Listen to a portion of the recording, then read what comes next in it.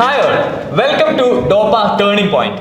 10ാം class കഴിഞ്ഞിട്ട് നിങ്ങളെടുത്ത ഏതൊരു ഡിസിഷനിലാണ് നിങ്ങളുടെ ലൈഫ് ടേൺ ചെയ്തിട്ടുള്ളത് എന്നുള്ളതാണ് നമ്മൾ ഈ ഒരു സീരീസിൽ ഡിസ്കസ് ചെയ്യുന്നത്. സോ ഇന്ന് നമ്മുടെ കൂടെ ടേണിംഗ് പോയിന്റിലുള്ളത് മെഡിക്കൽ കോളേജിൽ, കാലിക്കറ്റ് മെഡിക്കൽ കോളേജിൽ നിന്നും MBBS കഴിയും ഡോപ്പയുടെ അക്കാഡമിക്കൽ ഡയറക്ടറുമായിട്ടുള്ള നമ്മുടെ ആഷിഖ് സൈനുദ്ദീനാണുള്ളത്. Welcome doctor Ashiq Zainuddin. Thank you. ആഷിഖ, നിങ്ങൾ 10ാം ക്ലാസ് കഴിഞ്ഞിട്ട് ഏതൊരു തീരുമാനം എടുത്തപ്പോഴാണ് നിങ്ങളുടെ ലൈഫിൽ ഒരു ബിഗ് ടേണിംഗ് പോയിന്റ്? കാരണം നമ്മളെ 10ാം ക്ലാസ് കഴിഞ്ഞ മക്കൾക്ക് ഞാൻ 10 പഠിക്കുന്ന സമയത്തേ അത്യാവശ്യം നല്ല ഉഴപ്പനായിരുന്നു എന്നാണ് മൊത്തത്തില് എല്ലാവരുടെ അഭിപ്രായം. അപ്പോൾ ഇല്ല, സംഭവം എന്താ വെച്ചാൽ എനിക്കിങ്ങനെ 10 പഠിക്കുമ്പോൾ എനിക്ക് ഫുൾ A+ കിട്ടണം, അല്ലെങ്കിൽ കിട്ടും എന്നുള്ള പ്രതീക്ഷ. കിട്ടണം എന്ന് എനിക്ക് ആഗ്രഹം ഉണ്ടായിരുന്നില്ല, കിട്ടുമെന്ന് എനിക്ക് തോന്നിയിട്ടുണ്ടായിരുന്നില്ല, അതുകൊണ്ട് കിട്ടിയിട്ടില്ല.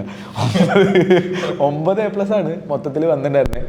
അപ്പോൾ അത് വെച്ചാൽ ടീച്ചർമാരൊക്കെ പറയും, ആശിക്ക് നീ കുറച്ചുകൂടി പഠിച്ചു കഴിഞ്ഞാൽ നിനക്ക് മാർക്ക് കിട്ടും, നീ ഒന്ന് നോക്കി. അപ്പോൾ ഞാൻ ടീച്ചറിന് മറ്റേ കൂടെ പോടാ, ടീച്ചർക്ക് എന്താ പറ്റി വട്ടുണ്ടോ, നിനക്ക് നടക്കില്ല ടീച്ചറായിരുന്നു. നല്ല ഭയങ്കര സ്നേഹമുള്ള ടീച്ചർമാരായിരുന്നു. ഞാനൊരു സാധാ സ്കൂളിലാണ് പഠിച്ചത്, ഭയങ്കര സ്നേഹമുള്ള ടീച്ചർമാരാണ്. അപ്പോൾ ടീച്ചർമാരിങ്ങനെ പറയും, ഞാൻ ടീച്ചർ പറ്റൂല ടീച്ചർ, എന്നെ കൊണ്ടൊന്നും ആവില്ല, അങ്ങനത്തെ ഒരു സ്ഥാനത്തിലാണ് പോവുക. സാധാരണ ഒരു ചെക്കന്മാർ കളിക്കുന്ന കളിയായിരുന്നു.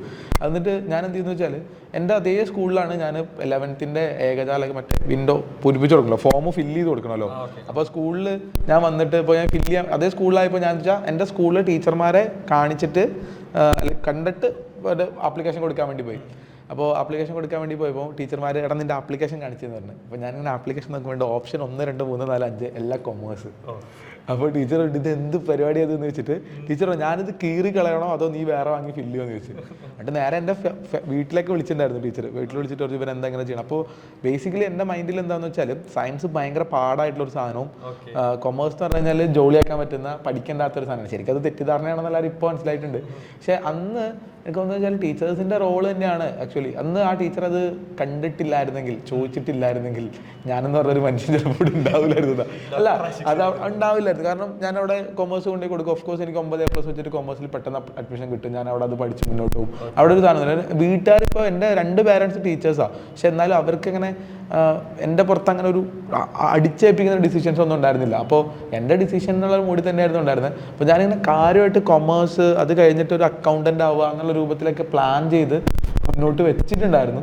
അപ്പോൾ ഈ 10ാം ക്ലാസ് കഴിഞ്ഞിട്ടുള്ള എനിക്ക് വന്നത് അന്ന് സയൻസ് എടുത്ത സമയത്ത് എനിക്ക് കുഴപ്പമൊന്നുമില്ല. എനിക്കൊരു ഫിസിക്സും കെമിസ്ട്രിയും ബയോളജി മാത്സ് ഒക്കെ ഇഷ്ടമുള്ള ആൾ തന്നെയായിരുന്നു. പക്ഷേ ഈ ഒരു ഉഴപ്പിൻ്റെ ഒരു ലൈന് വെച്ചാൽ ഞാൻ ശരിക്കും ഉഴപ്പനാണോ അതോ പഠിപ്പിയാണോ എന്നൊന്നും എനിക്കറിയില്ല. പക്ഷെ എന്നാലും എനിക്ക് അങ്ങനത്തെ ഒരു താല്പര്യം ഒന്നും ഉണ്ടായിരുന്നൊന്നുമില്ല. അപ്പോൾ ഈ ടീച്ചേഴ്സിൻ്റെ ആ ഒരു സാധനത്തിനകത്ത് അവിടെ നിന്ന് മാറി സയൻസ് എടുത്തു. ഡെഫിനറ്റ്ലി മലയാളം മീഡിയത്തിൽ നിന്ന് പോയതുകൊണ്ട് നല്ല ബുദ്ധിമുട്ടൊക്കെ ഉണ്ടായിരുന്നു ഇനീഷ്യലി ഒരു 1-2 മാസമൊക്കെ. പിന്നെ അത് പഠിച്ചെടുത്ത് കയറി അത് കഴിഞ്ഞപ്പോഴത്തേക്കും മെഡിസിൻ എന്നൊരു ആഗ്രഹം തോന്നി. അത് ബേസിക്കലി ബയോളജി പഠിക്കാൻ തുടങ്ങിയപ്പോഴാണ് തോന്നിയത്.